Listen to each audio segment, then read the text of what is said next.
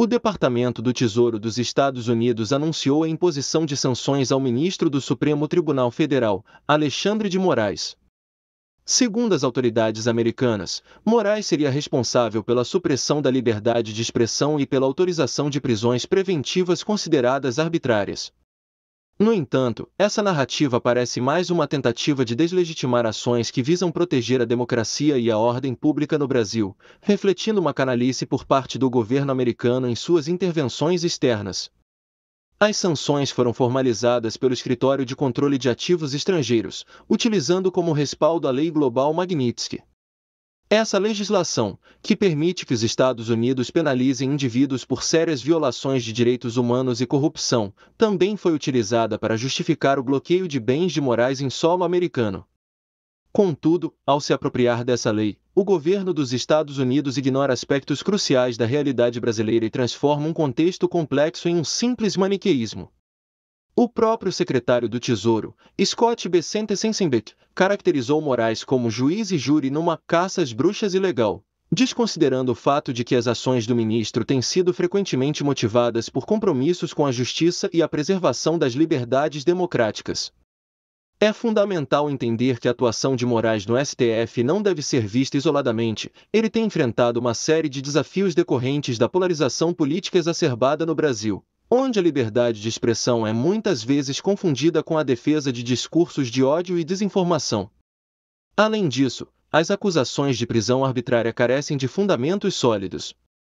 As detenções realizadas sob a supervisão de Moraes geralmente estão ligadas a investigações rigorosas sobre a disseminação de notícias falsas e ataques à democracia brasileira.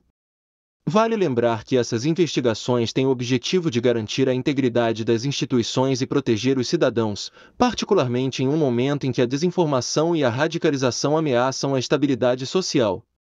A intervenção americana não apenas ignora a complexidade do cenário brasileiro, mas também gera um impacto desfavorável nas relações bilaterais. A imposição de sanções a um representante da alta corte do país pode ser interpretada como uma tentativa de influenciar a política interna do Brasil, o que é inaceitável em uma sociedade democrática. Essa ação sugere uma arrogância dos Estados Unidos que frequentemente tenta impor sua visão de direitos humanos e governança a outros países, sem considerar os contextos locais. As repercussões dessas sanções vão além da esfera política. Elas podem alimentar ainda mais divisões na sociedade brasileira, dificultando o diálogo entre diferentes grupos e exacerbando tensões que já existem. É imperativo que os cidadãos brasileiros e suas instituições resistam a essa pressão externa e reafirmem seu compromisso com a defesa da democracia, da liberdade de expressão e do Estado de Direito. Se isso não fosse o bastante, em um dos episódios mais lamentáveis da história recente do Brasil, Eduardo Bolsonaro demonstrou uma postura patética ao comemorar a sanção imposta pelo governo de Donald Trump ao ministro Alexandre de Moraes. O que poderia ser uma reflexão profunda sobre os desafios democráticos no Brasil transformou-se em um espetáculo de traição e desrespeito às instituições nacionais.